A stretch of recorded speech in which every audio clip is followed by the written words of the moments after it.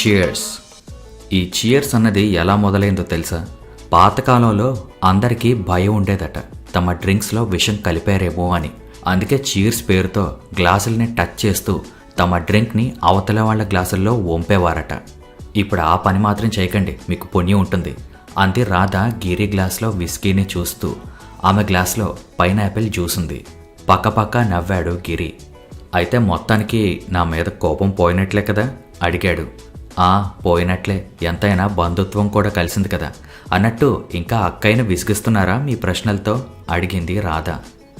అబ్బే లేదు, తనేమైనా అడిగితే జవాబు చెప్పడం నా వల్ల కాదు. ఎందుకన్నా మంచిదని ఆ ప్రసక్తి తేవడం మానేశాను. ఇప్పటికి ఓటమిని అంగీకరించారన్నమాట. నాకు సంతోషంగా ఉంది అంది రాధ.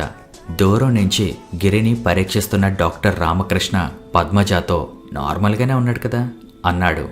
అవును, మామూలు టైంలో ఏమాత్రం తేడా కనిపించదు. మిస్టర్ గిరిధర్, ఒకసారి ఇలా వస్తారా పిలిచాడు డాక్టర్ రామకృష్ణ. అతడు గిరి మాటల్లో పడ్డారు. ప్రోబ్ మ్యాగజైన్లో వచ్చింది చదివారా? సిమ్లా హౌస్లో బుట్టో దెయ్యం కనిపించిందని అడిగాడు రామకృష్ణ గిరిని. చదివాను, కానీ నమ్మబుద్ధి కాలేదు అన్నాడు గిరి. అంత స్పష్టంగా వాళ్ళు చెప్తుంటే నాకైతే నిజమే అనిపిస్తుంది. అప్సెట్, మీరు డాక్టర్ అయ్యుండి దెయ్యాల్ని భూతాల్ని నమ్ముతున్నారా ఆశ్చర్యంగా అడిగాడు గిరి. నమ్మకంగా చెప్పలేను, కానీ సైన్స్కి అంతని విషయాలు కొన్ని ఉన్నాయని నమ్ముతాను. సైంటిఫిక్గా ప్రూవ్ అయ్యే వరకు ఏదైనా మిస్టరీయే కదా. నా అనుభవంలో కొన్ని కేసుల్ని చూశాను కూడా, అంతుపట్టలేదు. ఒక్కోసారి అనుమానం రాక తప్పదు. ఏమో డాక్టర్, నేను మాత్రం అనుభవం లేకుండా నమ్మలేను అన్నాడు గిరి. రామకృష్ణ కేవలం తనని పరీక్షించడానికే ఈ సంభాషణ సాగిస్తున్నాడని గిరి గుర్తించలేదు. దెయ్యం ప్రసక్తి రాగానే అతడిలో ఏదో మార్పు వచ్చింది. అదేంటి అలా ఉన్నారు గిరి, ఒంట్లో బాలేదా? రామకృష్ణ కంఠం హెచ్చించి అడిగాడు. అందరూ గిరి వైపు తిరిగారు. గిరి చేతిలో ప్లేట్ కింద పడి భళ్ళున బద్దలైంది. 2 చేతులతో తలని పట్టుకున్నాడు. వద్దు వద్దు అని అరిచాడు. మనిషి వణికిపోతున్నాడు. కనుగుడ్లు పెద్దవయ్యాయి భయంకరంగా. గిరి అంటూ వచ్చి పట్టుకుంది పద్మజ. మిస్టర్ గిరి, ఏమైంది మీకు అంటూ దగ్గరగా వచ్చాడు డాక్టర్ రామకృష్ణ. గిరి అతన్ని బలవంతంగా నెట్టేశాడు. ప్రసాద్ వైపు తిరిగాడు. మీ సరుకులు రాబోవడం లేదు ప్రసాద్. నైజీరియాలో కూప్ జరగబోతుంది. ప్రభుత్వం మిలిటరీ హస్తగతం అవుతుంది. మీరు చాలా నష్టపోతారు అన్నాడు పక్కనే ఉన్న ప్రసాద్తో. ఏంటి మీరు అంటున్నది? సాయంత్రమే నేను ఫోన్లో మాట్లాడాను, అంతా సవ్యంగానే ఉంది అక్కడ ఆశ్చర్యంగా అన్నాడు ప్రసాద్. ప్రసాద్ నైజీరియాకి బట్టలు ఎగుమతి గురించి, తన వ్యాపారం గురించి ఆ పార్టీలో చెప్తున్నాడు అప్పటి వరకు. నేను చెప్పేది నిజం. రేపటికి మీకు వార్త అందుతుంది అన్నాడు గిరి నిశ్చలంగా. గిరి అతని కుదుపుతో అంది పద్మజ. ఆమెకి దుఃఖం ఆగడం లేదు. ఉన్నమాటే చెప్పాను పద్మజ, నేను గిరిని కాదు శేఖరాన్ని. మీరైనా వాళ్ళకి చెప్పండి. రామకృష్ణ వైపు తిరిగింది పద్మజ. ఊరుకోమన్నట్లుగా సైగ చేశాడు రామకృష్ణ. శేఖరం, ఇవన్నీ నీకెలా తెలుసు అడిగాడు అనునయంగా. నేను ఆత్మని, నాకు అన్నీ తెలుస్తూ ఉంటాయి. మీ ఉద్దేశం ఏంటి? ఎందుకలా తిరుగుతున్నారు? పద్మజ కోసం, ఆమెకి దగ్గరగా ఉండాలన్న కోరిక తీర్చుకోవడం కోసం. అందరూ నిశ్చేష్టులే చూస్తూ ఉండిపోయారు. తండ్రిని భయంగా పట్టుకుంది రాధ. శేఖరం, మంచినీళ్ళు తాగండి అందించాడు చల్లటి ఐస్ వాటర్. నవ్వుతూ అందుకున్నాడు గిరి. గడగడా తాగేశాడు. వెళ్తున్నా, మళ్ళీ వస్తా పెద్దగా నవ్వాడు. అతని చూపుల్లో మార్పు వచ్చింది. ఒక్కసారిగా బలహీనుడైనట్లు ఒరిగిపోయాడు. అతన్ని లేపి సోఫాలో కూర్చోబెట్టారు. చల్లటి నీళ్లు అతని ముఖం మీద చిలకరించాడు రామకృష్ణ. కాసేపటికి మెల్లిగా కళ్ళు తెరిచాడు గిరి. అందరూ నా చుట్టూ మోగారేంటి, ఏమైంది ఆశ్చర్యంగా అడిగాడు. ఏం లేదు, మీకు కాస్త కళ్ళు తిరిగినట్టు అయిందనుకుంటాను. ఏమీ తెలియలేదా అడిగాడు రామకృష్ణ. తల దించుకున్నాడు గిరి. తడిసిన మొహాన్ని నౌకర్ అందించిన టవల్తో తుడుచుకుంటూ అన్నాడు. చెవిలో ఏదో స్వరం వినిపించింది. అదే ప్రసాద్ గారు లాభాల గురించి మాట్లాడుతూ ఉంటే అది రాదు అని చెప్పినట్టు అనిపించింది. ఎందుకలా అవుతుంది డాక్టర్? ఇంతకు ముందు కూడా 1-2 సార్లు జరిగిందిలా. రేపోసారి మా క్లినిక్ రండి, అన్నీ మాట్లాడుకుందాం అన్నాడు రామకృష్ణ. ఆనందం, ఆశ్చర్యం, భయాందోళన మధ్య నూతన సంవత్సరం అడుగుపెట్టింది ఆ గదిలో. తెల్లవారింది. ప్రపంచమంతా నూతన సంవత్సరానికి అతి వైభవంగా స్వాగతం పలుకుతోంది. రాత్రి పార్టీలోంచి ఆలస్యంగా వచ్చిన పద్మజ గాఢ నిద్రలో ఉంది. తలుపు మీద ఎవరో చిన్నగా శబ్దం చేశారు. పద్మజ కళ్ళు తెరిచింది. కాసేపు ఏమీ అర్థం కాలేదు. మత్తుగా ఉంది. పక్కన గిరి హాయిగా నిద్రపోతున్నాడు. తలుపు మీద మళ్ళీ చప్పుడైంది. లేచి తలుపు తీసింది. ఎదురుగా హిమజ.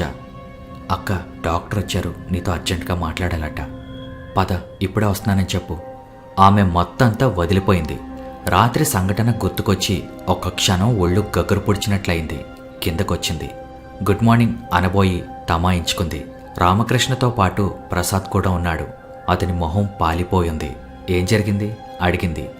సమాధానంగా పేపర్ తీసి అందించాడు రామకృష్ణ. అయోమయంగా విప్పింది పద్మజ. ఉలిక్కి పడింది. పైనే హెడ్లైన్లో నైజీరియాలో కూప్ అని పెద్ద అక్షరాలతో రాసింది. జనవరి 1 లాగోస్.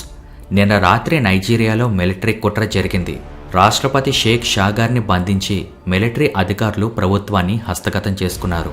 పాత ప్రభుత్వాధికారంలో జరిగిన అవినీతిని, అక్రమాలను ప్రభుత్వం ఖండిస్తుందని నూతన ప్రభుత్వం ప్రకటించింది. షాగారి ప్రభుత్వం ఒప్పందం చేసుకున్న ఓడంబడికలకు కూడా ఈ ప్రభుత్వం కట్టుబడి ఉండబోదని ఒక ప్రకటన వెలువడింది. చదవడం పూర్తి చేసి, నిన్న ఫోన్ చేసినప్పుడు ఏమీ లేదన్నారుగా అడిగింది ప్రసాద్ను. అవును, ఇదంతా చాలా త్వరగా జరుగుంటుంది. మనకు వాళ్లకు 5.5 గంటల తేడా ఉంది. కానీ గిరికి ముందుగా ఈ విషయం ఎలా తెలిసింది? అదే ఆశ్చర్యం. నిన్న ఫోన్లో మాట్లాడి ఏమీ లేదంటే ఆయన ఏదో మాట్లాడేసి ఉంటారని అనుకున్నాను. కానీ పొద్దుట పేపర్ చూడగానే మతిపోయినంత పనైంది. దీనివల్ల మా బిజినెస్ చాలా దెబ్బతింటది అన్నాడు ప్రసాద్ విచారంగా. ఇదేదో మానవాతీత శక్తి అన్నది నమ్మక తప్పడం లేదు పద్మజ. ఇప్పుడేంటి చేయడం? భయంగా అడిగింది పద్మజ. భయపడి చేసేదే ఉంది. ఈరోజు గిరి నా దగ్గరకు వస్తానన్నాడుగా, అన్ని పరీక్షలు చేస్తాను, తర్వాత చూద్దాం. అలాగే నీరసంగా అంది పద్మజ. హిమజ హాల్లో సోఫాలో కూర్చొని ఆలోచిస్తుంది. రాత్రి జరిగిన సంఘటన గురించి ఏమీ తెలీదామెకు. రామకృష్ణ ప్రసాద్ వెళ్ళిపోయాక పద్మజ వచ్చి కూర్చుంది. ఆమె ముఖంలో దైన్యం కలచివేసింది హిమజాను. ఏంటక్క, ఏంటిదంతా అడిగింది. రాత్రి జరిగిన సంగతి చెప్పింది పద్మజ. చెప్తూ ఉంటే ఆమె కళ్ళల్లో నీళ్లు నిండాయి. హిమజ ఆశ్చర్యపోయింది. ఎంత ఆత్మవిశ్వాసం, ధైర్యం ఉండేవి అక్కలో. అక్కతో మాట్లాడాలంటే భయపడేది. అలాంటిది ఈనాడు ఇంత బేలగా తయారైందెందుకు? గిరితో పెళ్లి ప్రస్తావన వచ్చినప్పటి నుంచి ఇంతే. అక్క, ఈ దెయ్యాలు భూతాలు అంతా ట్రాష్ అక్క, నువ్వు నమ్ముతున్నావా? ఆశ్చర్యంగా అడిగింది. నమ్మకుండా ఉండేది ఎలా హిమ? నేనొక్కదాన్నే కాదు, అక్కడున్న అందరూ ప్రత్యక్షంగా చూశారు. ఏమోనక్క, ఐఏఎస్ చదువుకున్న దానివి నువ్వు కూడా. ఆగిపోయింది అక్క మొక్కలో సీరియస్నెస్ చూసి. అన్నిటినీ చదువుతో ముడి పెట్టకు హిమ. బిఏ చదువుకున్న వాళ్ళు కూడా ఐఏఎస్ ఆఫీసర్లు కావచ్చు. కానీ ఒక్క మాట చెప్పు, పెద్ద పెద్ద సైంటిస్టులు, ఫారెన్ రిటర్న్ డాక్టర్సు, ఇంజనీర్స్ ఎంతోమంది బాబాలకు, సాధువులకు దాసోహం అంటున్నారు. వాళ్ళంతా తెలివిలేని మూర్ఖులంటావా? నా కళ్ళతో ప్రత్యక్షంగా శేఖరం ఆత్మని చూశాను. నమ్మకుండా ఎలా ఉంటాను? మూర్ఖత్వం అక్క. నువ్వెప్పుడూ దేశాన్ని గురించి బాధపడుతూ ఉంటావు. ఇలాంటి మూర్ఖులు ఉండబట్టే దేశం ఇంత అధోగతిలో ఉంది. మనసులోనే అనుకుంది హిమజ. పైకి అనే ధైర్యం రాలేదింకా.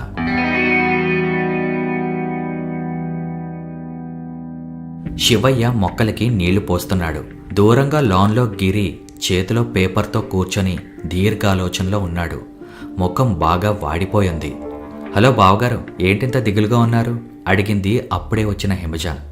ఏం లేదు హిమజ. పేపర్లో మళ్ళీ తల దూర్చేశాడు గిరి. పేపర్లో వార్తనే పదే పదే చూసుకుంటున్నాడతను. ఏం జరిగింది? నాతో చెప్పకూడదా? అక్కతో గాని పోట్లాడారా? ఎప్పుడూ గలగలా మాట్లాడుతూ కబుర్లు చెప్పేవాళ్ళు అలా ముంగిలా కూర్చుంటే బాగుండదు. గిరి మాట్లాడలేదు. పేపర్లోంచి తలా ఎత్తలేదు. హిమజాకి ఆశ్చర్యం వేసింది. ఏంటంత సీరియస్ వార్త అని వెనక్గా వంగి పేపర్లోకి చూస్తూ అంది.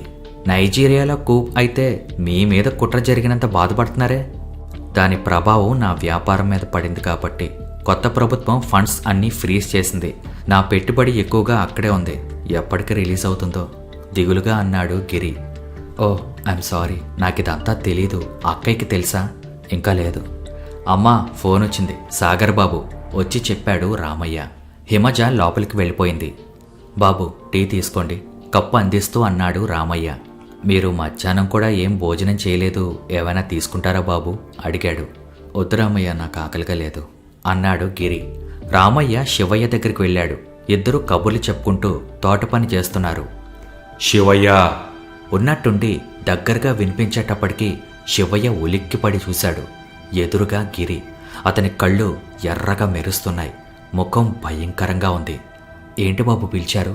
శివయ్య, నేను శేఖరాన్ని. నిన్ను చూస్తూ ఉంటే అమ్మ గురించే ఆలోచన వస్తుంది. అమ్మకు నువ్వెంత సహాయం చేస్తూ ఉండేవాడివి, ఇప్పుడు ఒంటరిదైపోయింది. బాధగా అన్నాడు గిరి. ఏంటి బాబు, అచ్చం శేఖరం బాబులా మాట్లాడుతున్నారు? ఆశ్చర్యంగా అన్నాడు శివయ్య. నేను శేఖరాన్నే శివయ్య, శేఖరం ఆత్మను. నీకు తెలుసుగా పద్మజ అంటే నాకెంత అభిమానమో. ఆమె కోసం ఇలా తిరుగుతున్నాను. నువ్వు ఎన్నోసార్లు అమ్మ దగ్గర నా దగ్గర అంటూ ఉండేవాడివి పద్మజని పెళ్లి గురించి అడగమని. ధైర్యం చేయలేకపోయాను. ఇప్పుడు ఆమె సాన్నిహిత్యం కోసం తప్పిస్తూ ఇలా తిరుగుతున్నాను. బాబోయ్, దెయ్యం దెయ్యం! పెద్దగా అరుస్తూ లోపలికి పరిగెత్తాడు శివయ్య. ఫోన్లో మాట్లాడుతున్న హిమజ ఫోన్ పక్కన పడేసి పరిగెత్తుకొచ్చింది. శివయ్య వగరుస్తున్నాడు భయంతో. శరీరం వణుకుతోంది. ఏంటి శివయ్య, ఎందుకలా అరుస్తున్నావు? అడిగింది గాబరాగా. దెయ్యం! అమ్మా, శేఖరంబాబు దెయ్యమై గిరిబాబుని పట్టుకున్నాడు. నీకేమైనా పిచ్చి పట్టిందా? శేఖరంబాబు దెయ్యమై రావడం ఏంటి? నిజం చిన్నమ్మా, ఎప్పుడో శేఖరంబాబు నేను మాట్లాడిన మాటలన్నీ చెప్పారు. మాట, గొంతు అంతా శేఖరంబాబులా ఉంది. మీరు వినండి, తప్పకుండా నమ్ముతారు. ఏది, ఎక్కడున్నారు? హిమజ తోటలోకి వెళ్ళి చూసింది. గిరి కుర్చీలో కూర్చుని 2 చేతులతో ముఖాన్ని కప్పుకున్నాడు. రామయ్య భయంగా అతన్నే చూస్తున్నాడు. డాక్టర్ రామకృష్ణ క్లినిక్లో కూర్చుంది పద్మజ. నెల రోజుల్లో ఆమె చాలా డీలా పడిపోయింది. వార్ధక్యం ముంచుకొచ్చినట్లే తయారైంది. గిరిని అన్ని రకాలుగా పరీక్షించాను. శారీరకంగా కానీ మానసికంగా కానీ ఏ అనారోగ్యం కనిపించడం లేదు. టెన్షన్ వల్ల అప్పుడప్పుడు తలనొప్పి వస్తుందంతే. అసలు ఇన్నిసార్లు పరీక్షించడం అనవసరం. జరుగుతున్నదేంటో మనకు తెలుసు. కాకపోతే మీ తృప్తి కోసం చేస్తున్నానంతే. శివయ్య తనకు తెలిసిన భూత వైద్యుణ్ణి తీసుకొస్తానని గొడవ పెడుతున్నాడు. పెళ్ళయి కొద్ది నెలలైనా కాకుండానే అతనికి నచ్చని పనులు చేసి నువ్వు గొడవ పడ్డం మంచిది కాదు. ఏం చేయాలో తోచడం లేదు డాక్టర్. ఈ మధ్య ఇలా తరచుగా జరుగుతోంది. ఆ సమయంలో తాను చెప్పినవన్నీ జరుగుతున్నాయి కూడా. అతని ప్రవర్తన ఎలా ఉంది? ఐ మీన్ శేఖర్ ఆత్మది. విపరీతంగా ఏమీ ప్రవర్తించడం లేదు డాక్టర్. మునుపు నాతో ఎలా మాట్లాడేవాడో అలాగే మాట్లాడుతున్నాడు. అనవసరమైన చనువు తీసుకోడు. మీద చెయ్యైనా వేయడు. శాంతంగా నేను సమాధానం చెప్తూ ఉంటే మాత్రం త్వరగా అదృశ్యం అవుతాడు. సాధారణంగా బలవంతపు చావు చచ్చిన వాళ్ళు, కోరికలు తీరని వాళ్ళు అలా అవుతారని వింటూ ఉంటాం. శేఖరం విషయంలో ఇవి 2 జరిగాయి. నువ్వు కాస్త జాగ్రత్తగా వ్యవహరిస్తూ ఉండు. అన్నట్లు శేఖరం ఆఫీసులో విషయాలు కూడా సీరియస్గా తీసుకునేవాడా? చాలా సీరియస్గా తీసుకునేవాడు. చాలా సిన్సియర్ వర్కర్. అయితే అతన్ని ఆఫీస్ విషయాల్లో ఎక్కువగా ఎంగేజ్ చేస్తూ ఉండు. కొన్నాళ్ల తర్వాత మార్పు ఏమైనా ఉంటుందేమో చూద్దాం. ఏంటో ఇప్పటికే చాలామందికి తెలిసిపోయింది. నౌకర్లు ఇంట్లో ఉండడానికే భయపడుతున్నారు. అంత ధైర్యవంతురాలివి నువ్వే ఇలా అంటే ఎలా? Be brave. ఆమె భుజం తడుతూ అన్నాడు డాక్టర్ రామకృష్ణ.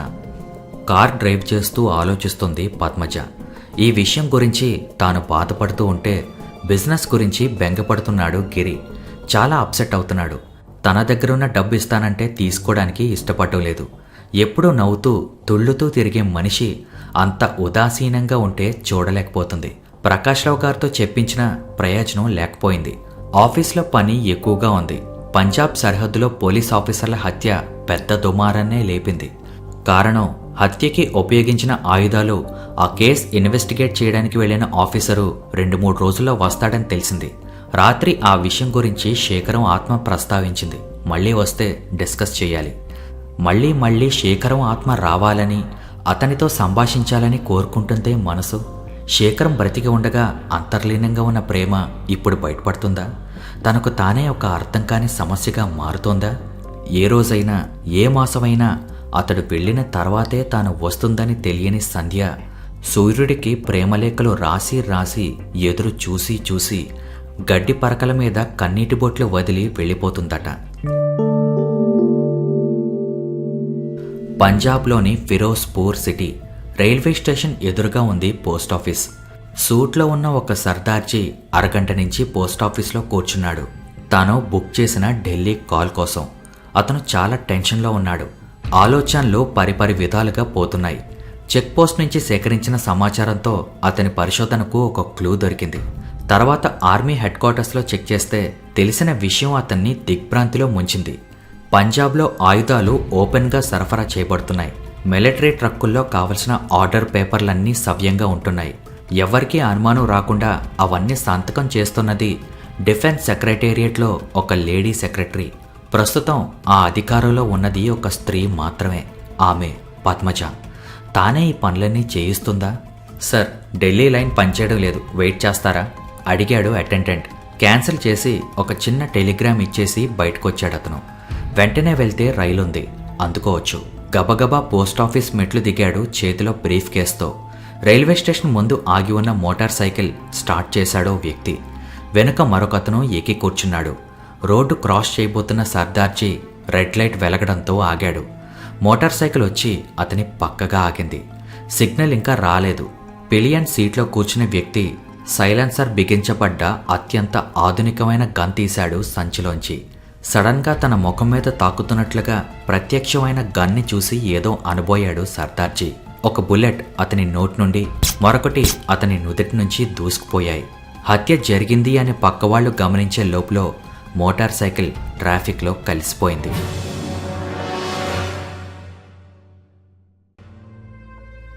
మనిషి ప్రవృత్తి చాలా చిత్రమైంది. ఒక మనిషి ఎప్పుడు ఏ రకంగా ప్రవర్తిస్తాడో ఒక్కోసారి బాగా పరిచయం ఉన్నవాళ్ళు కూడా చెప్పడం చాలా కష్టం.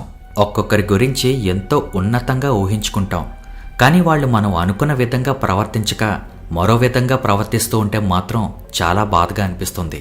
పార్క్లో కూర్చొని ఇదే విషయాన్ని ఆలోచిస్తుంది హిమజ. తనకి బాగా ఊహ వచ్చేటప్పటికీ అక్క హై స్కూల్లో చదువుతుంది. చదువులో ఆటల్లో ఎప్పుడూ ఫస్ట్ అని అందరూ ఆమెని మెచ్చుకుంటూ ఉంటే పెద్దయ్యాక నేను అలాగే మంచి పేరు తెచ్చుకోవాలి అనుకుంటూ ఉండేది. ఎంత ఆర్థడాక్స్గా పెరిగినా అక్కయ్యలో ధైర్యం కూడా ఎక్కువే. బహుశా అది నాన్నగారితో ఎక్కువగా తిరుగుతూ ఉండడం వల్ల వచ్చింది కాబోలు. చిన్నప్పటి నుంచి అక్కంటే తనకి ఎంత ప్రేమో అంత భయం, ఎంత అభిమానమో అంత సాన్నిహిత్యం కూడా.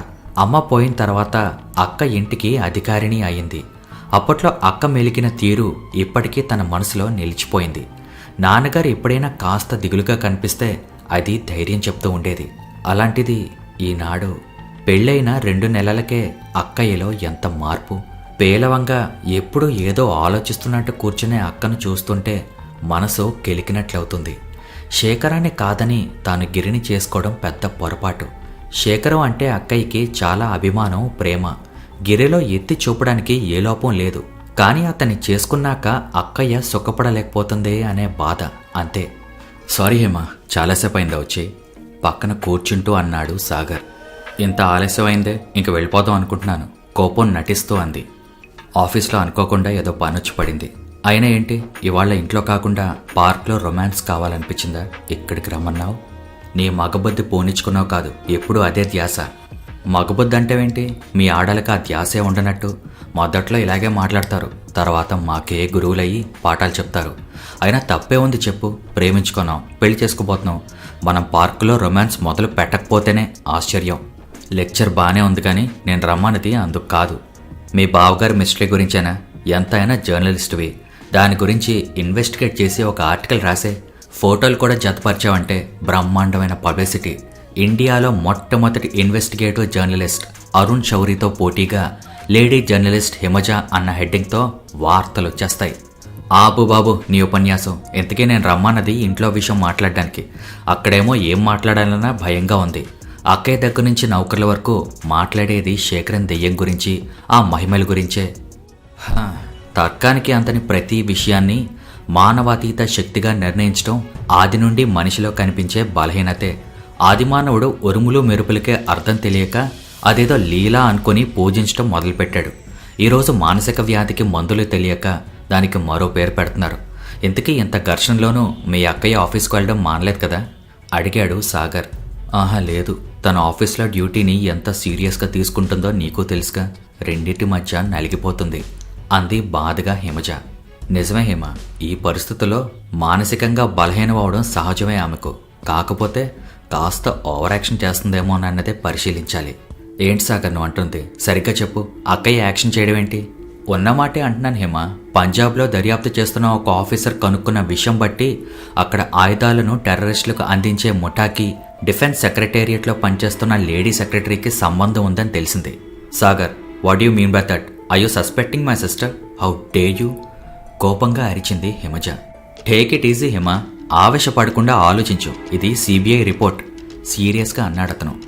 ఇదంతా నీకెలా తెలుసు అడిగింది అనుమానంగా. నేనొక సిబిఐ ఆఫీసర్ని హిమ. శేఖరం హత్య జరిగిన రోజున నీకు పూర్తిగా వివరాలు చెప్పలేదు. ఈ కేసు నాకు సంబంధించింది కాదు, కానీ నాకు మీ కుటుంబానికి మధ్య సంబంధం తెలిసినందువల్ల కొన్ని వివరాలు నాకు కూడా తెలుస్తున్నాయి. పంజాబ్లో ఇన్వెస్టిగేట్ చేయడానికి వెళ్ళిన ఆఫీసర్ నాకు స్నేహితుడు. అతను నాకు టెలిగ్రామ్ ఇచ్చి బయటికి రాగానే దారుణంగా నడి రోడ్లో హత్య చేయబడ్డాడు. హిమజాకి ఒక్కొక్క వాక్యము ఒక్కొక్క షాక్లా అనిపించింది. శేఖరం సిబిఐ ఆఫీసర్ అన్నది ఆమెకో న్యూస్. ఆమె ఆ వార్త తాలూకా ప్రభావం నుంచి తేరుకోవడానికి 5 నిమిషాలు పట్టింది. నమ్మలేకుండా ఉన్నాను సాగర్. అక్క అలాంటిది కాదు. తనలో ఎంత దైవభక్తి, ఎంత దేశభక్తి ఉన్నాయో నాకు తెలుసు. అయినా తనకు అవసరం కూడా లేదు. గిరిధర్ వ్యాపారానికి మీ అక్క ఎంత పెట్టుబడి పెట్టింది ఈ మధ్య అడిగాడు సాగర్. ఏమీ లేదు. ఎంత బ్రతిమాలినా అతను డబ్బు తీసుకోవడం లేదని బాధపడుతుంది. అయితే నీకు అది తెలియదన్నమాట. ఈ మధ్య దాదాపు 10 లక్షలు అతను కొత్తగా పెట్టుబడి పెట్టాడు, తన భార్య దగ్గర తీసుకున్న డబ్బు అని చెప్పి. నిర్ఘాంతపోయింది హిమజ. చూడేమా, మీ అక్క విషయం నేను చెప్పలేను, కానీ డబ్బు కోసం వెధ పనులు చేసే వాళ్లలో చాలామంది, ముఖ్యంగా రాజకీయ నాయకులలో ఈ గుణం బాగా కనిపిస్తుంది. పైకి పెద్ద పెద్ద దైవభక్తుల్లా ఆర్భాటంగా పూజలు, దేవుడి కళ్యాణాలు చేయిస్తూ ఉంటారు. 2 విధాలుగా లాభం వాళ్ళకి. చుట్టూ సమాజానికి వాళ్ళు చాలా నీతిమంతులని, పాపభీతి కలవారని నమ్మకం కలుగుతుంది. రెండోది, తాము చేస్తున్న పాపాలకు దేవుణ్ణి ఒక భాగస్వామిగా చేసుకోవడంతో పాప పరిహారం అయిందని ఆత్మవంచన చేసుకుంటూ హాయిగా బతికేయచ్చు. సారీ హేమ, నిన్ను నొప్పించడం నా అభిమతం కాదు.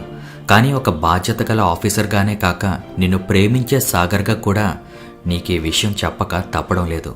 ఒకవేళ అక్కయ్యే నిజంగా అంత ద్రోహానికి తలపెడితే తనను పట్టివ్వడానికి సహాయం చేసే వాళ్లలో నేను మొదటిదాన్ని సాగర్. కానీ ఇంకా అక్కయ్య మీద అలాంటి అనుమానం కలగడం లేదు. నీ నమ్మకం నిజమైతే అంతకంటే కావాల్సిందేముంది హేమ. నీలో నాకు నచ్చే గుణం అదే. చాలామంది తన వాళ్ళు అనేటప్పటికీ వాళ్ళ తప్పుల్ని ప్రత్యక్షంగా చూసినా వాళ్ళనే సమర్థిస్తారు.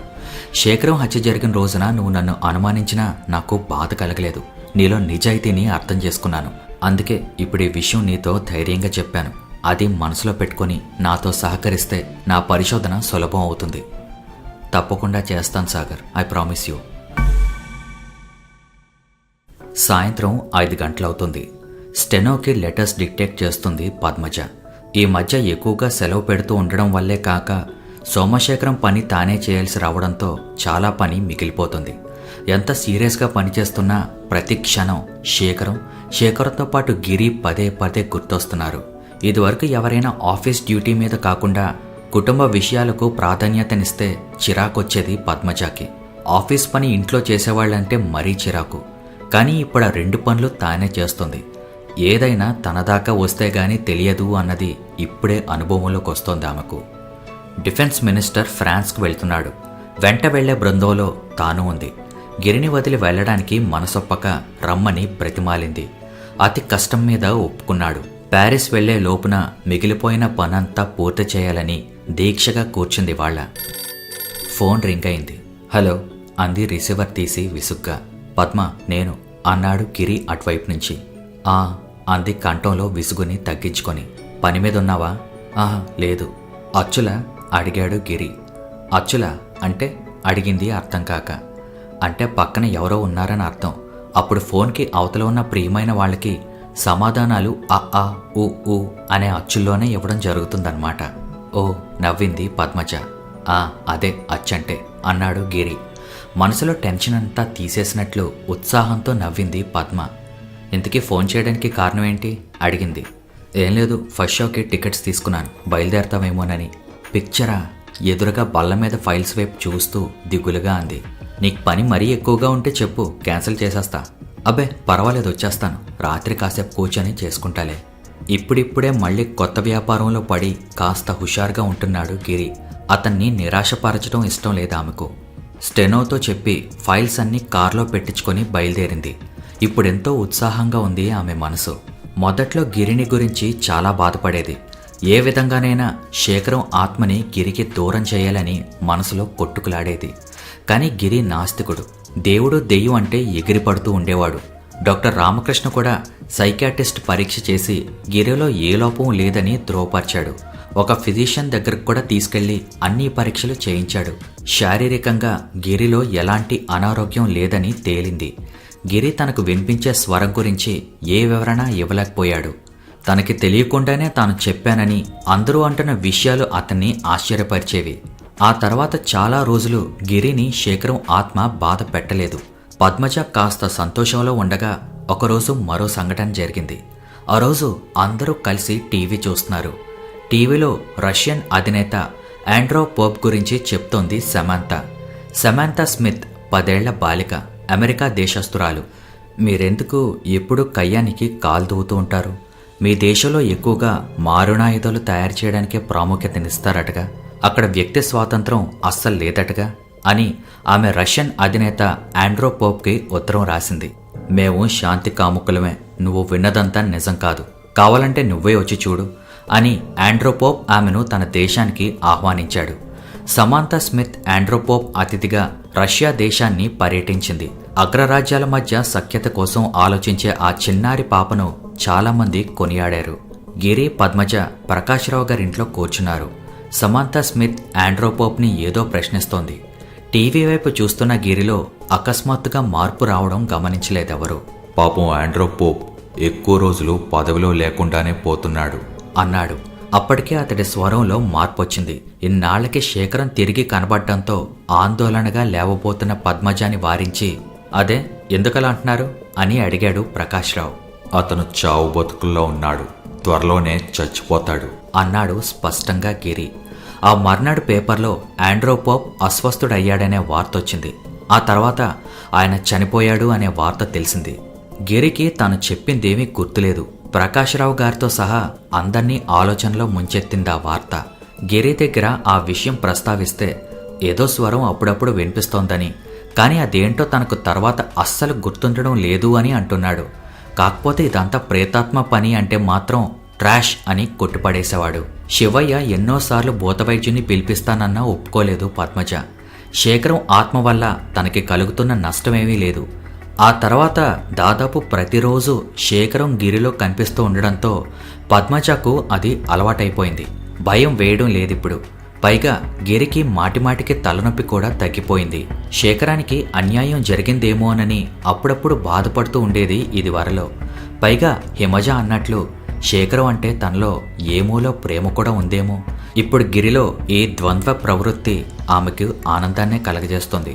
పైగా ఎక్కువగా ఇంటి పట్టున ఉండడానికి అవకాశం లభిస్తోంది. గిరిలో శేఖరాన్ని కూడా ప్రేమిస్తోందా తను? చాలా చిత్రంగా ఈ ఆలోచన ఆమెలో అవసరమైనంత గిల్టీనెస్ని కలిగించలేదు. శేఖరంతో మామూలుగా మాట్లాడడం అలవాటు చేసుకుంది. అతడు గిరిని వదిలి వెళ్ళిపోయే వరకు అతడికిష్టమైన విషయాలు మాట్లాడి సంతృప్తి పరిచేది. రాత్రి 11 దాటింది. ఫైల్స్ ముందు పెట్టుకుని గబగబా రాసుకుంటోంది పద్మజ. తలుపు మీద 2 సార్లు చప్పుడైంది. పద్మజ ఉలిక్కి పడింది. అది శేఖరం సిగ్నల్. అంటే కమిన్ అంది. తలుపు తెరుచుకుని లోపలికొచ్చాడు గిరి. శేఖరం అప్రయత్నంగా అంది పద్మజ. చాలా పనున్నట్టుంది, నేను సాయం చేయనా అడిగాడు తాను ఎంతో మామూలుగా, అతి సహజంగా. షూర్, వెల్కమ్ అంది పద్మజ. రామయ్యకు నిద్ర రావడం లేదు. శివయ్య ఇంట్లో లేడు. బంధువులింటికని చెప్పి వెళ్ళాడు. కానీ తనకు తెలుసు ఎందుకు వెళ్ళాడో. ఎన్నిసార్లు చెప్పినా పద్మజ వినిపించుకోవడం లేదని, ఎక్కడో పూజలు చేయించొస్తానని చెప్పి వెళ్ళాడు. అతడికి ఒంటరిగా పడుకోవాలంటే భయంగా ఉంది. నల్లమందు వేసుకుని మత్తుగా నిద్రపోవాలనుంది. కానీ పద్మజమ్మ ఇంకా పని చేసుకుంటుంది. అప్పుడప్పుడు పిలిచి టీ పెట్టి ఇవ్వమంటుంది. తాను లేకపోతే కోప్పడుతుంది. ఆవిడకు ఫ్లాస్క్లో ఇష్టం ఉండదు, తాజాగా పెట్టివ్వాలి. పోనీ ఒకసారి అడిగి వస్తే సరి. మెల్లిగా మెట్లెక్కాడు. పద్మజ గది తలుపు దగ్గరగా వేసింది. చప్పుడు చేస్తే ఆమెను డిస్టర్బ్ చేసినట్లవుతుందని కాస్తగా తెరిచి ఉన్న తలుపు సందులోంచి చూశాడు రామయ్య. గదిలో దృశ్యం అతన్ని భయభ్రాంతుణ్ణి చేసింది. ముఖ్యంగా గిరి అవతారం. గిరి కళ్ళు ఎర్రగా ఉన్నాయి. ఫైల్స్ మీద విమానం కన్నా ఎక్కువ వేగంతో చెయ్యి కదుపుతూ ఏదో రాస్తున్నాడు. కాళ్ళు పక్క మీద పెట్టుకుని ఒక చెయ్యి పద్మజ చేతి మీద వేసి రాస్తున్నాడు. అతడు రాసేదాన్ని ఆశ్చర్యంతో ఆమె గమనిస్తుంది. అతడామె భర్తలా లేడు. ఆమె ఆ విషయం గమనించిందో లేదో కానీ బయట వాళ్లకు గిరి మొహం మీద శేఖరం ముద్ర స్పష్టంగా తెలుస్తోంది. ముఖ్యంగా కళ్ళు. గిరి మొహంలోంచి కళ్ళు తీసేసి శేఖరం కళ్ళు అమర్చినట్లుగా ఉంది వదనం. చప్పుడు చేయకుండానే మెట్లు దిగాడు రామయ్య గుండెలదురుతూ ఉండగా. ఒకసారి హిమజాను లేపి చెప్పాలనిపించింది. కానీ ఆ చప్పుడికి పైన వాళ్ళు వచ్చేస్తే అతన్ని అయోమయంలో పడేసింది గిరి కాదు, మరో దృశ్యం. బెడ్రూమ్లో తెర వెనుక ఉన్న 2 కాళ్ళు. అవి కాళ్లేనా లేక భ్రమ? ఏది ఏమైనా హాల్లో ఒంటరిగా పడుకోవడానికి భయం వేసింది అతనికి. వంటింట్లోకి వెళ్ళి నల్లమందు మాత్ర ఒకటి వేసుకొని దుప్పటి పరుచుకొని ఒక మూల పడుకున్నాడు. కాసేపటికి మత్తుగా అనిపించింది. అమ్మయ్య, నిద్ర పడుతోంది అనుకున్నాడు. గదిలోకి ఎవరో వచ్చిన చప్పుడు. కళ్ళు తెరవాలనుకున్నాడు. నల్లమందు పనిచేయడం ప్రారంభించింది. మత్తుగా ఉంది. ఏదో వాసన. ఏంటది? వేపాకు వాసనలా అనిపించింది. శివయ్య పూజ చేయించొచ్చాడా? ఎవరో ఆకుల్ని తన మీద మెల్లిగా నిమురుతున్నట్టు భావన. అతనికి భయం వేసింది. కళ్ళు గట్టిగా మూసుకున్నాడు. నిద్ర పట్టేసింది బాగా. ఉలిక్కిపడి నిద్రలేచింది పద్మజ. అంత అకస్మాత్తుగా ఎలా నిద్రపట్టిందో ఆమెకి అర్థం కాలేదు. వాతావరణంలో అస్వాభావికత. ఎక్కడుంది తను? చుట్టూ చూసింది. తన బెడ్రూంలోనే, తన పక్క మీదే పక్కకి తిరిగి చూసింది. గిరి పక్క మీద నిటారుగా కూర్చున్నాడు. ముందు ఫైల్స్ అలాగే ఉన్నాయి. అతని ముఖం చాలా సీరియస్గా ఉంది. పిడికిళ్ళు గట్టిగా మూసుకున్నాయి. చాలా టెన్షన్లో ఉన్నట్టున్నాడు. గిరి పిలిచింది మెల్లిగా. అతను మాట్లాడలేదు. శేఖరం అంది అనునయంగా. మరో మరణం సంభవించబోతుంది ఈ ఇంట్లో అన్నాడతను. పద్మజ నిద్ర మత్తంతా వదిలిపోయింది. ఏంటి శేఖరం మీరు మాట్లాడేది? ఎవరి గురించి అడిగింది గాబరాగా. నన్ను వెళ్ళగొట్టాలని ప్రయత్నాలు జరుగుతున్నాయి పద్మజ. నా మాట వినడం లేదు మీరు. నేను వెళ్ళలేను. నా ఆత్మకు శాంతి ఈ విధంగా లభించదు. నాకు కావాల్సింది ఎవ్వరికీ అర్థం కాదు. మీ వాళ్ళు చేసే పూజలు వికటిస్తాయి. దాని ప్రభావం మరో ప్రాణి ప్రాణాలు తీసుకుంటోంది అన్నాడతను బాధగా. పద్మజ ఒళ్ళు గగురు పుడిచింది. శివయ్య ఎన్నిసార్లు చెప్పినా వినిపించుకోవడం లేదు. తాను వద్దంటున్నది రహస్యంగా ఏమీ చేయడం లేదు కదా. కిందకి వెళ్ళి హిమజాను చూడాలనుంది. హిమజకి ఏమైనా జరిగితే లేవబోయింది పద్మజ. హిమజకేం జరగలేదు పద్మజ అన్నాడు తన భావం గ్రహించినట్లుగా. జరగవలసింది జరిగిపోయింది. మీరు పడుకోండి. తెల్లవారుతోంది. శివయ్య మెల్లిగా ఇంట్లోకి అడుగుపెట్టాడు. నగరపు ఉత్తర దిశగా ఉండే చేతబడి మాంత్రికుడు స్వయంగా కోడి కోసి పూజ చేసి ఇక ఆ ఆత్మభయం ఉండదని చెప్పాడు. రామయ్య పిలిచాడు. హాల్లో రామయ్య కనిపించలేదు. అప్పుడే లేచాడా అనుకుంటూ వంటింటి వైపు నడిచాడు. వంటింటి తలుపు వేసుంది. గట్టిగా తోశాడు. లోపల చీకటిగా ఉంది. అరే, ఎక్కడా లేనట్టుందే. ఎక్కడికెళ్ళాడు? లైటు వేయిపోయి ఆగిపోయాడు శివయ్య. వాసన ఘాటుగా రావడంతో. ఏంటది? ఆ క్షణంలో లైట్ వేయకపోవడం అతని ప్రాణాలు కాపాడేసింది. గ్యాస్ వాసన లీక్ అవుతున్నట్లుంది. గబాగబా అన్ని తలుపులు కిటికీలు తెరిచాడు శివయ్య. ఆ వెలుతురులో చూశాడు రామయ్యను. ఇక్కడ పడుకున్నావా రామయ్య? లే తట్టి లేపాడు. రామయ్య శరీరం చల్లగా తగిలింది. అరగంటలో ఇంటి నిండా పోలీసులు, గ్యాస్ కంపెనీ వాళ్ళొచ్చారు. సిలిండర్ వాల్వ్ తెరిచుంది. స్టవ్ నాబ్ సరిగ్గా ఆఫ్ చేయలేదు. ఇన్స్పెక్టర్ అందరి దగ్గర స్టేట్మెంట్లు తీసుకున్నాడు. వాడిపోయిన ముఖంతో పద్మజ దిగులుగా కూర్చుంది. ఇన్స్పెక్టర్ అడుగుతున్న ప్రశ్నలకి అన్యమనస్కంగా సమాధానమిస్తోంది. హిమజాకు ఎవరిమీదో తెలియని కక్ష. తన గదిలోకి వెళ్లి తలుపు వేసుకుంది. మిస్టర్ గిరి పిలిచాడు ఇన్స్పెక్టర్. గిరి నిద్రలో నడుస్తున్నవాడిలా మెట్లు దిగుతున్నాడు. ఇన్స్పెక్టర్కు ఆశ్చర్యంగా అనిపించింది. Mister Giri, are you all right అడిగాడు. గిరి సమాధానం చెప్పలేదు. మెట్లు దిగొచ్చి అందరి ఎదుట నిలబడ్డాడు. ఈ ఇంట్లోనే కాదు, ఈ దేశంలోనే మారణ హోమాలు జరగబోతున్నాయి ఆఫీసర్. మీరు అప్రమత్తంగా ఉండాలి అన్నాడు. ఏంటి మీరు అంటుంది? కాస్త అర్థమయ్యేటట్లు చెప్పండి అన్నాడు ఇన్స్పెక్టర్. గిరి దగ్గర మీరు స్టేట్మెంట్ తీసుకోవడం జరిగిపోయింది ఆఫీసర్. నేను గిరిని కాదు. ఈ ఇంట్లో వాళ్ళు ఎవరినైనా అడగండి, చెప్తారు నేనెవరో. అయినా నేనెవరన్నది కాదు మీరు విచారించాల్సింది. కొంతమంది స్వార్థపరుల వల్ల ఈ దేశ భవిష్యత్తు విషమంగా తయారవబోతుంది. వెళ్ళి కాపాడుకోండి అన్నాడు గిరి. ఇన్స్పెక్టర్ దిగ్భ్రమతో అతడి వైపు చూడసాగాడు. ప్రేతాత్మలు దేశం వదిలి మరో దేశం వెళ్ళకూడదనే రూలుంటే బాగుండు. కనీసం ప్యారిస్లో ఇక్కడైనా నేనుగా వారం రోజులు బతకచ్చు. నవ్వుతూనే అన్నా అతని స్వరంలో పద్మజకు విషాదం తొంగి చూస్తున్నట్టు అనిపించింది. బరువుగా నిట్టూర్చింది. అర్ధరాత్రి అవుతుంది. హోటల్ రూమ్లో బాల్కనీలో నిలబడి ప్యారిస్ అందాన్ని రంగురంగుల దీపాల వెలుగులో తన్మయత్వంతో చూస్తోంది పద్మజ. ఈ డెలిగేషన్లో తన పేరు కావాలనే వేయించుకుంది. ఎన్నాళ్ళుగానో ప్యారిస్ చూడాలని తన కోరిక. తండ్రితో రావాలంటే ఎప్పుడూ వీలు పడేది కాదు. ఈరోజు ఇక్కడ నిలబడి చూస్తుంటే ప్యారిస్ నగర చరిత్రంతా కళ్ల ముందు తిరుగుతున్నట్లు అనిపిస్తుంది. సినిమాల్లో ఫోటోల్లో చూసిన ఈఫిల్ టవర్ ఇప్పుడు పాత పరిచయస్తురాలి మల్లే పలకరిస్తోంది.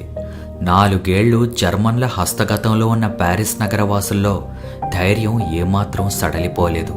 తినడానికి తిండి దొరక్కపోయినా, కరెంటు నీళ్లు సప్లై ఆగిపోయినా అంతిమ విజయం తమదేనన్న దృఢ నమ్మకంతో చిరునవ్వుతో గడిపారు వాళ్ళు.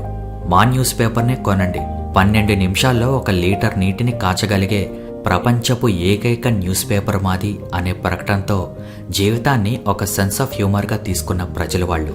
ఎంతమందికి గుర్తుంది ఐసన్ హోవర్, 2వ ప్రపంచ యుద్ధం తర్వాత అమెరికా అధ్యక్షుడు, ప్యారిస్ను జర్మన్ల బారి నుండి రక్షించడానికి సైన్యాన్ని నడిపించుకొచ్చాడని. ప్యారిస్ నగరం మంటల్లో కాలిపోతుందనే వార్త వినడానికి హిట్లర్ ప్రతి నిమిషం ఎదురు చూసేవాడని.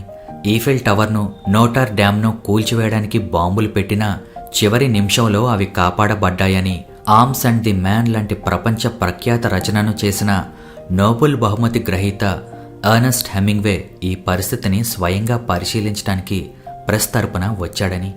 ప్యారిస్ ప్రజల మనోధైర్యానికి ప్రతీకగా నిల్చుని ఉంది ఆ ఈఫిల్ టవర్. పద్మజకు అర్ధరాత్రి వెళ్లి సీన్ నదిలో బోట్ షికార్ చేయాలనిపించింది. ఆ మాటే అంది గిరితో. మంచం మీద పడుకుని ఆమె వైపే చూస్తున్నాడతను. ఇప్పుడేం షికార్ పద్మ, ప్యారిస్ అంటే రొమాన్స్కి మారుపేరు. రాత్రిని వృధా చేయకు, రా, ఇదే మన హనీమూన్ అనుకుందాం ఆహ్వానిస్తూ పిలిచాడు. పద్మజకు కాస్త నిరాశగా అనిపించింది. గిరి, పగలంతా నేను ఎలాగో బిజీగా ఉంటాను. ఆదివారం ఒక్కరోజే మనం పూర్తిగా ఫ్రీ. ఆ రోజు నోటర్ డ్యామ్ను, మ్యూజియంను చూసి సీన్లో బోట్ షికార్ చేయాల్సిందే, తప్పదు చెప్పింది. తప్పకుండా డియర్, అలాగే. ప్రస్తుతానికి ఆ ఆలోచనలో కట్టిపెట్టి ఇట్రా, నోటర్ డ్యామ్ని బద్దలు కొట్టేద్దాం. సీన్ నది ఒడ్డున ఓపెన్ రెస్టారెంట్లో కూర్చుని కాఫీ తాగుతోంది పద్మజ. గిరి ఇప్పుడే వస్తానని వెళ్ళాడు. May I join you? Padmaja తలెత్తి చూసింది. చాలా అందంగా ఉంది ఆ అమ్మాయి. తేనె రంగు జుట్టు, అదే రంగు కళ్ళు. హోటల్లో చూసింది ఆ అమ్మాయిని. ష్యూర్, వెల్కమ్ ఆహ్వానించింది చిరునవ్వుతో. ఐమ్ జూలీ క్లాడ్, అమెరికన్ అందా అమ్మాయి. పద్మజ తాను పరిచయం చేసుకుంది పద్మజ. మీ భారతదేశపు వస్త్రధారణ అంటే నాకు చాలా ఇష్టం. మిమ్మల్ని హోటల్లో చూసినప్పటి నుండి పరిచయం చేసుకోవాలనుకుంటున్నాను. ఫ్లాష్ మీద వెలగడంతో ఇద్దరూ తలెత్తి చూశారు. గిరి, అరే ఏంటి, అనుమతి తీసుకోకుండా ఫోటోలు తీయకూడదు కాస్త నొచ్చుకుంటూ అంది పద్మజ. పర్వాలేదులేండి, ఇట్స్ అ ప్లెజర్ అంది జూలీ. మీ ఇద్దరిని దూరం నుంచి చూస్తే గమ్మత్తుగా అనిపించింది, అందుకే తీసా అన్నాడతను. ముగ్గురు చాలాసేపు కూర్చొని కబుర్లు చెప్పుకున్నారు. తర్వాత హోటల్లో 2 సార్లు కలిసింది ఆ అమ్మాయి. వారం రోజులు ఇట్టే గడిచిపోయాయి. మర్నాడు ప్రొద్దుటే ప్రయాణం. ఆఫీస్ పని చూసుకుని వచ్చి అలసటగా కూర్చుంది పద్మజ. గిరి మొత్తం అన్ని సామాన్లు సర్ది స్నానానికి వెళ్ళాడు. ఆమె పక్క మీద పడుకుని ఏదో పత్రిక తిరగేస్తోంది. పద్మజ, మోనాలిసా ఒరిజినల్ చూడాలన్న మీ కోరిక ఇన్నాళ్లకు తీరింది కదూ? గిరి స్వరంలో మార్పుకు వెనక్కి తిరిగి చూసింది పద్మజ. బాత్రూమ్ తలుపు దగ్గర నిలబడి ఉన్నాడతను. అతని కళ్ళు మెరుస్తున్నాయి. ఈ వారం రోజులుగా గిరి కాస్త ఫ్రీగా ఉన్నాడనుకుంటుంది. ఇప్పుడే మళ్ళీ ఇక్కడ కూడా. అవును శేఖరం, వెంకటి విక్టరీని కూడా చూశాక నా జన్మ తరించిందనుకున్నాను అంది తమాయించుకొని. మంచం మీద కూర్చొని అతడు ఆర్క్ డి ట్రియంఫ్ను, సెయింట్ చాపెల్ను వర్ణించి వివరిస్తూ ఉంటే వింది. ఆమె మనస్సు సంతృప్తితో నిండిపోయింది. ఏదో సంతృప్తితో కూడిన అసంతృప్తి. 5 నిమిషాలు మాట్లాడి అతను గిరి నుండి విడివడి వెళ్ళిపోయాడు. వాళ్ళని చివరిసారి కలుసుకోవడానికి వచ్చిన జూలీ క్లాడ్ తలుపు దగ్గర నిలబడి ఈ సంభాషణ అంతా విన్నదని వారికి తెలియదు. సంభాషణ పూర్తయ్యాక క్లాడ్ లోపలికొచ్చి వారికి మామూలుగానే అభినందనలు తెలిపి విమానాశ్రయం వరకు వచ్చి సెలవు తీసుకుంది. మామూలు భార్యాభర్తలు అలా స్వప్నికావస్థలో ఉన్నట్లు ఎందుకు మాట్లాడుకున్నారో ఆమెకి అర్థం కాలేదు.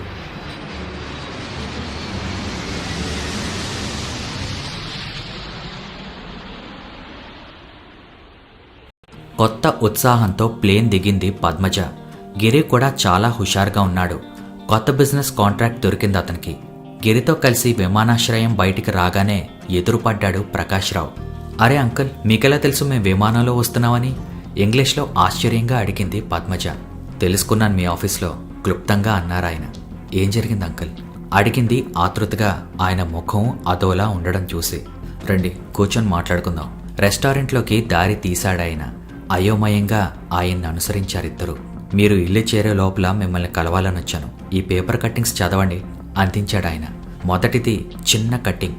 మారణ హోమాల గురించి హెచ్చరిస్తున్న ప్రేతాత్మ అన్న హెడ్డింగ్తో ఉంది.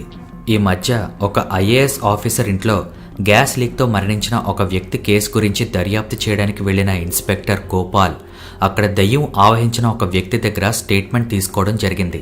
దేశంలో ఇక ముందు అనేక చోట్ల మారణ హోమం జరగబోతుందని, జాగ్రత్త పడమని ఆ ఆత్మ ఆ ఇంటి యజమాని ద్వారా తెలియపరిచింది.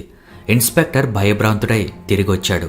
ఎవరికి చెప్పాలో తెలియక, చెప్తే హాస్యాస్పదం అవుతుందనే భయంతో అతను ఆ వార్త బయట పెట్టలేదు. తర్వాత మా విలేకరి భూత్నాథ్ దగ్గర ఈ విషయం ప్రస్తావించడంతో అతనికి ఆసక్తి కలిగి దీని విషయమై దర్యాప్తు చేయబోతున్నాడు. త్వరలోనే పూర్తి వివరాలు మీకు అందించగలం. ఆ తర్వాత పేపర్లో పద్మజ ఇంటి ఫోటో వేసి ఐఏఎస్ ఆఫీసర్ ఆత్మ నిలయం అన్న హెడ్డింగ్తో మళ్లీ రాశారు. కొద్ది నెలల క్రితం ఒక ఐఏఎస్ ఆఫీసర్ సోమశేఖరం ఈ ఇంట్లో ఆత్మహత్య చేసుకున్నాడు. విఫలమైన ప్రేమ ఇందుకు కారణం అని తెలుస్తోంది. కానీ అతని ఆత్మ మాత్రం ఆ ఇంటి పరిసరాల్లోనే తిరుగుతూ తను ప్రేమించిన ఆ ఇంటి యజమానురాలైన శ్రీమతి పద్మజ భర్త గిరిధర్ను ఆవహిస్తున్నట్లు రూఢీ అయిన వార్తల వల్ల తెలిసింది. గిరిధర్ను సోమశేఖరం ఆత్మ ఆవహించినప్పుడు గిరిధర్లో మార్పు వస్తూ ఉంటుందని, ఆ సమయంలో ఆయన వింతైన భవిష్యత్తు వార్తలు చెప్తూ ఉంటారని తెలిసింది. ఇంతకాలం ఈ విషయం బయటపడకుండా వారు చాలా జాగ్రత్త పడ్డారు. ఈ విషయమై ప్రశ్నించేందుకు వెళ్ళగా శ్రీ గిరిధర్ దంపతులు ప్రస్తుతం దేశంలో లేరని, ఫ్రాన్స్ వెళ్లారని తెలిసింది. వారు తిరిగి రాగానే మా పత్రిక తరపున వారితో సంభాషణ జరిపి వివరాలు మీ ముందుంచగలం. మై గాడ్, పేపర్లో ఫోటోలు ఇంటర్వ్యూలు వేయించుకోవాలనే ముచ్చట నాకు ఉంది. కానీ ఈ రకంగానా? అంకుల్, నాకు ప్యారిస్ ఫోన్ చేసి చెప్పుంటే బాగుండేది. ఆ ఆత్మగాడిని సీన్ నదిలో వదిలేసో, ఈఫెల్ టవర్ మీద నుంచి తోసేసో వచ్చేవాణ్ణి అన్నాడు గిరి కోపంగా. గిరి, ఇప్పుడు కూడా హాస్యమేనా? అంకుల్, ఏం చేయమంటారు ఇప్పుడు? పద్మజలో ఉత్సాహం అంతా చచ్చిపోయినట్టు అనిపించింది. దానికి భయపడ్డం ఎందుకు పద్మ? ఉన్నదున్నట్టు చెప్దాం, భయం దేనికి? మనమేం తప్పు చేయడం లేదు అన్నాడు సీరియస్గా గిరి. అవునమ్మా, గిరి చెప్పిందే నిజం. ఇలాంటి విషయాలు దాచినా దాగవు. ఇంతవరకు వచ్చాక ఇప్పుడు దాచిపెట్టాలనుకున్నా అది అనుమానాస్పదంగా మారి మరిన్ని సమస్యలు తెచ్చిపెట్టే అవకాశం ఉంది అన్నాడు ప్రకాశ్రావు. ఈ విషయం ముందే మీకు తెలిస్తే కాస్త ఆలోచించుకోవడానికి వీలుంటుందని చెప్పడానికి వచ్చాను. ఏ సమయంలోనూ ఆవేశపడద్దు. ఈ ప్రెస్ వాళ్ళు దానికి రంగులు పులుపుతారు. అలాగే అంకుల్, థ్యాంక్ యూ. మనస్ఫూర్తిగా ఆయనకు కృతజ్ఞత చెప్పింది పద్మజ. వారు అనుకుంటున్నట్లు ఆ మధ్యాహ్నమే వచ్చాడు press reporter Bhootnath. Mister Giridhar, నేను వర్తమానం పత్రికా విలేకరిని. గిరిధర్ చిన్నగా నవ్వాడు. ఎందుకలా నవ్వుతున్నారు అడిగాడు అతను. ఏం లేదు, వర్తమానం పత్రికకి పనిచేసే భూత్నాథ్ గారు నా దగ్గర భవిష్యత్తు గురించి తెలుసుకోవాలని వస్తే తమాషాగా అనిపించింది. అయితే మీరు భవిష్యత్తు గురించి చెప్పగలరన్నమాట? లేదు, నేనేమీ చెప్పలేను అన్నాడు గిరి సీరియస్గా. కానీ అంతకుముందు చెప్పారు కదా. చెప్పింది నేను కాదు, చేసేది నేను కాదు, చెప్పేది చేయించేది అంతా పైవాడే గాలిలోకి చేతులు చూపుతూ అన్నాడు గిరి. భూత్నాథ్ నవ్వాడు. ఇంతకీ శేఖరం ఆత్మ ఆవహించినప్పుడు మీరెలా ఫీల్ అవుతారు? చూడండి భూత్నాథ్ గారు, మీరెప్పుడైనా భూతాన్ని చూసారా? లేదు, అందుకే మీ దగ్గరకు వచ్చాను. నేను చాలా దురదృష్టవంతుని మిస్టర్ భూత్నాథ్. దెయ్యం పట్టినప్పుడు నేను ఎలా ఉంటానో చూడాలని నాకెంతో కోరిక. కానీ ఆ కోరిక తీరే దారి కనిపించడం లేదు బాధగా నటిస్తూ అన్నాడు గిరి. అంటే అప్పుడు మీరు ఎలా ఫీల్ అవుతారో చెప్పలేరన్నమాట? చెప్పలేను, నాకే తెలియదు. నా చెవిలో ఏదో స్వరం అస్పష్టంగా ఏదో చెప్తున్నట్టు వినిపిస్తుంది. అది నేను నాకు తెలియకుండానే రిపీట్ చేస్తాను. ఒక్కోసారి ఆ ఆత్మ నన్ను ఆవహించిందని, ఏదో చెప్పానని వీళ్ళంటూ ఉంటారు. నాకైతే ఏం తెలీదు, మత్తుగా నిద్రపట్టినట్టుంటుంది. ఈ విషయమై మీరు ఎలాంటి ట్రీట్మెంట్ తీసుకుంటున్నారు? ఈ విషయాలు మా ఫ్యామిలీ డాక్టర్ ఇక్కడే ఉన్నారు, ఆయన అడిగి తెలుసుకోండి. పక్కనే ఉన్న డాక్టర్ రామకృష్ణ కల్పించుకుంటూ, భౌతికంగా కానీ మానసికంగా కానీ మామూలు పరిస్థితుల్లో అతనిలో లోపం ఏం లేదు భూత్నాథ్, మేము బాగా పరీక్షించాం అన్నాడు. అయితే దీనికి పరిష్కారం ఏంటంటారు? మన పాత పద్ధతిలో భూత వైద్యం చేయించాలంటారా? ఇప్పటి భూత వైద్యాల్లో నాకు నమ్మకం లేదు. కానీ ఒక్క విషయం, శేఖరం మా అందరికీ పరిచితుడు, చాలా మంచివాడు. ఇప్పుడు ఒక రకంగా చూస్తే అతను గిరిధర్కి కానీ పద్మజకి కానీ ఏ విధమైన హాని చేయడం లేదు. నేను ఈ మధ్య కొందరు స్పెషలిస్టులను కలిసి ఈ విషయం ప్రస్తావించాను. గిరిని హిప్నాటిక్ ట్రాన్స్లోకి తీసుకెళ్లి పరీక్షించాలనుకుంటున్నాం. శేఖరం అసలు కోరికేంటో బయటపడితే ఏవైనా చేయొచ్చని మా ఉద్దేశం. అఫ్కోర్స్ గిరిధర్కి అభ్యంతరం లేకపోతేనే. నాకే అభ్యంతరం లేదు. అసలు ఇదంతా ఏంటో తెలుసుకోవాలనే కోరిక నాకు ఉంది అన్నాడు గిరి. అయితే రేపు 10 గంటలకి మీరు నర్సింగ్ హోమ్కి రండి. అది అంత అవసరం అంటారా అడిగింది పద్మజ భయంగా. తప్పదు పద్మజ, ప్రయత్నించనివ్వండి అన్నాడు రామకృష్ణ. భూత్నాథ్ ఈ సంభాషణ అంతా వింటున్నాడు. భగ్న ప్రేమికుడైన ఆఫీసర్ ఆత్మతో సంభాషణ.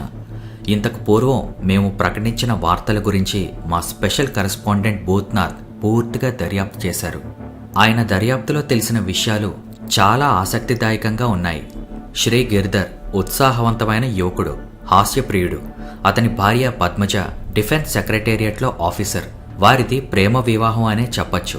మరణించిన శేఖరం ఒకప్పుడు పద్మజ తోటి ఆఫీసర్, స్నేహితుడు, మితభాషి.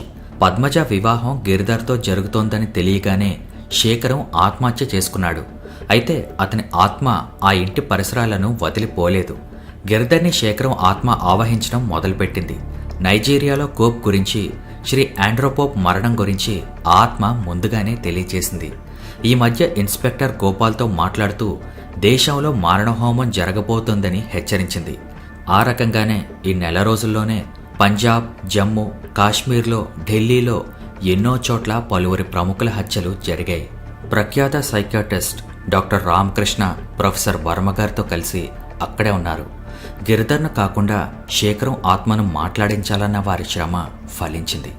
శేఖరం, మీరెందుకు ఇలా చేస్తున్నారు అన్న ప్రశ్నకు నాకు పద్మజ గారంటే చాలా ప్రేమ, ఆమెను వదిలి వెళ్ళలేకపోతున్నాను అని సమాధానం వచ్చింది. అయితే ఎల్లకాలం మీరెలా ఉండిపోగలరా? ఆ పద్మజ ఆత్మను నాతో తీసుకెళ్లగలిగే వరకు. భవిష్యత్తు గురించి ఇన్ని విషయాలు చెప్తున్నారు కదా, మరి అలాంటివి జరగకుండా మీరేం చేయలేరా? అది నా పరిధిలో లేదు. మీరు శాంతంగా వెళ్ళిపోవడానికి మేమేం చేయగలం? ఏమీ చేయకండి, చేసినా ప్రయోజనం ఉండదు. నా కోరిక తీరే వరకు నేను వెళ్ళను. మీరేం చేసినా అది బెడిసికొడుతుంది, జాగ్రత్త.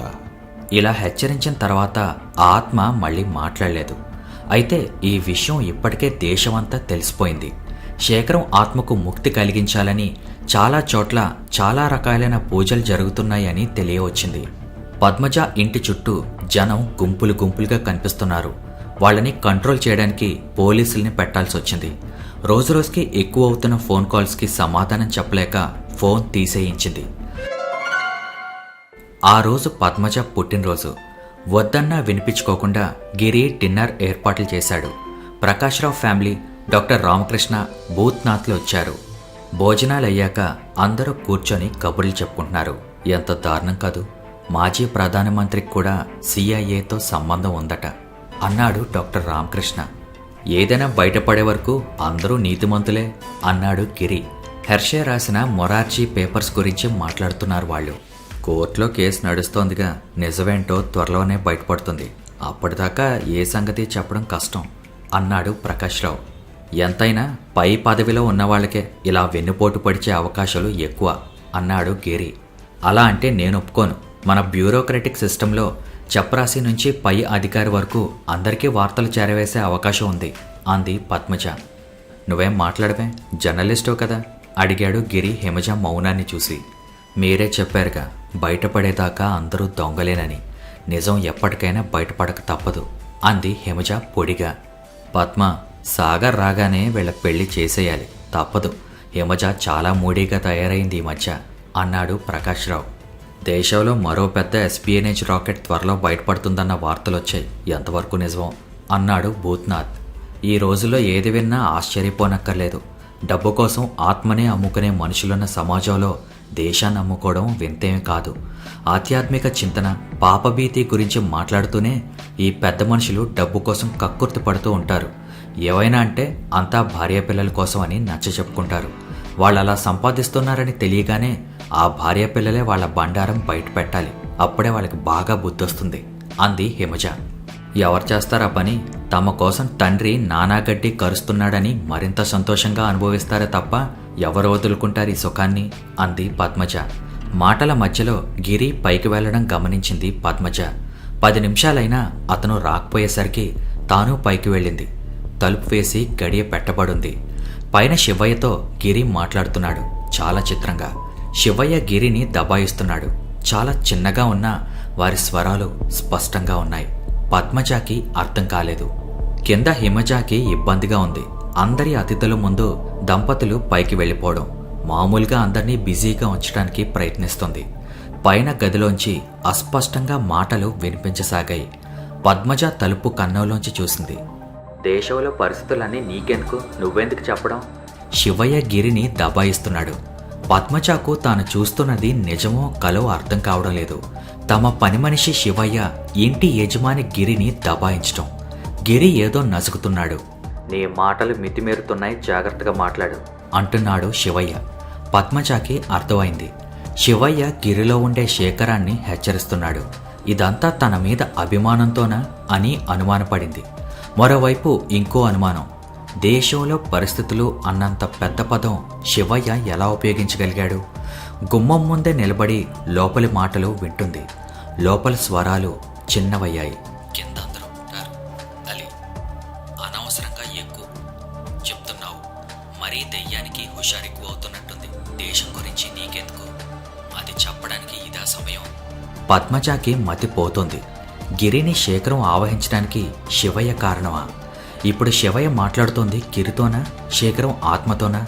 ఆమె ఆలోచనలో ఉండగానే చటుక్కున తలుపు తెరుచుకుంది. తప్పుకోవడానికి ఆమెకి టైం లేకపోయింది. స్థానువై నిలబడింది. గుమ్మం దగ్గర నిలబడ్డ ఆమెను చూసి శివయ్య ఉలిక్కి పడ్డాడు. చుట్టూ గాఢమైన నిశ్శబ్దం. ముందు కదిలింది గిరి. అతడిలో ఆకస్మికంగా మార్పొచ్చింది. కళ్ళు ఎర్రబడ్డాయి. పద్మ, ఇక నువ్వు నాతో రావాల్సిన సమయం ఆసన్నమైంది అని చేతులు సాచాడు. పద్మజ కెవ్వున అరిచింది. శివయ్య గిరి వెన్నుని వెనక నుంచి నిమిరాడు, ఏదో సూచన ఇస్తున్నట్టు. కింద హిమజ లేచి నిలబడింది కంగారుగా. పైనుంచి పద్మజ పరిగెత్తుకొస్తుంది. వెనుకే గిరి. ఆగు, నిన్ను వెళ్ళనివ్వను. ఈరోజు మనకు విముక్తి. కిందకి దిగుతూ అరుస్తున్నాడు గిరి. వెనక నుంచి ఏదో మృత్యుదేవత తరుముకొస్తున్నట్టు పద్మజ కంగారుగా మెట్లు దిగుతోంది. అప్పుడు పేలింది వెనక నుంచి గిరి చేతిలో పిస్తోల్. వరుసగా 3 సార్లు. పద్మజ శరీరం మెట్ల మీద నుంచి దొర్లుతూ కింద పడసాగింది. హాల్లో ఉన్న వాళ్ళందరూ ఈ ఆకస్మిక పరిణామానికి షాక్ తగిలినట్టు నిలబడిపోయారు. అక్క అని అరుస్తూ పరిగెత్తుకు వెళ్లి పద్మజను పట్టుకుంది హిమజ. అప్పటికే పద్మజ శరీరం రక్తసిక్తమైపోయింది. హిమ, శేఖరం, శివయ్య ఏదో చెప్పబోయింది పద్మజ. గొంతులోంచి రక్తం బయటకొచ్చింది. అక్క అక్క ఏడుస్తూ పిలవసాగింది. ప్రపంచం అంతా గిర్రున తిరుగుతున్నట్టు అనిపించింది. డాక్టర్ రామకృష్ణ పరుగున వచ్చి పద్మజ పల్స్ చూస్తున్నాడు. విలేకరి అంబులెన్స్కి ఫోన్ చేస్తున్నాడు. క్షణాల్లో అక్కడంతా హడావిడిగా తయారైంది. ఏం ప్రయోజనం లేదు, అయిపోయింది. నేను కావాలనుకున్నది సాధించగలిగాను. వెళ్తున్నాను, నేను వెళ్ళిపోతున్నాను. పెద్దగా నవ్వుతూ గదిలోంచి పరిగెత్తాడు గిరి. అతని వెనుకే ప్రకాశ్రావు పరిగెత్తాడు. ఆయన గదిలోకి వెళ్లేసరికి గదిలో గిరి నేల మీద పడున్నాడు. పిస్తోల్ పక్కనే పడుంది. గిరి స్పృహలో లేడు. మిస్సెస్ ప్రకాశ్రావు వచ్చి హిమజాను పట్టుకుంది ఓదార్పుగా. ఆంటీ, అక్కయ్యని చంపేశాడంటీ. ఆమె వడిలో వాలి వెక్కి వెక్కి ఏడుస్తోంది హిమజ. సాగర్ ఊళ్ళో లేకపోవడం చాలా కొరతగా ఉంది ఆమెకు. శివయ్య తోటలో గుమిగూడిన వాళ్ళకి వివరించి చెప్తున్నాడు శేఖరం ఆత్మ గురించి, హత్య గురించి. గిరికి ఇంకా స్పృహ రాలేదు. డాక్టర్ ఇచ్చిన ఇంజెక్షన్తో కాస్త కదిలాడు. అతడి ముఖం చాలా నీరసంగా ఉంది. కళ్ళు తెరవగానే ఎదురుగా కనిపిస్తున్న మనుషుల్ని చూసి ఆశ్చర్యంగా లేచి కూర్చున్నాడు. ఏం జరిగింది? నాకేమైంది? ఏం జరిగింది డాక్టర్? మాట్లాడరే? అసహనంగా అడిగాడు మళ్ళీ. డాక్టర్ మాట్లాడలేదు. ఇన్స్పెక్టర్ ఒక అడుగు ముందుకేశాడు. కింద హాల్లో పద్మజ ఉన్నారు, రండి చూద్దురుగాని అన్నాడు. పద్మజకేమైంది?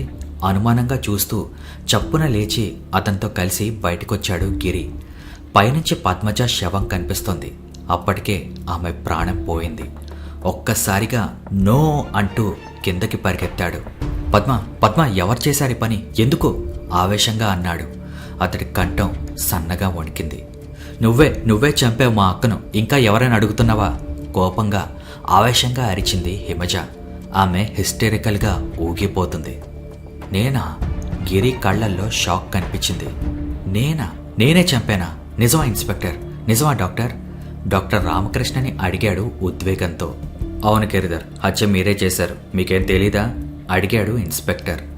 లేదు నేను చంపలేదు, నా పద్మని నేను చంపుకుంటానా? 2 చేతులతో తలని పట్టుకున్నాడు గిరి. చంపానేమో ఇన్స్పెక్టర్. అవును, నన్ను అరెస్ట్ చేయండి ఆవేశంగా అన్నాడు. ఐఎమ్ సారీ గిరిధర్, 10 మంది సాక్షుల మధ్య మీ భార్యని హత్య చేసిన నేరానికి మిమ్మల్ని అరెస్ట్ చేస్తున్నాను అన్నాడు ఇన్స్పెక్టర్. నిజం భయంకరమైనది, నిజం కన్నా అబద్ధం మరింత భయంకరమైంది. అవసరం ఈ రెండిటికన్నా భయంకరమైంది.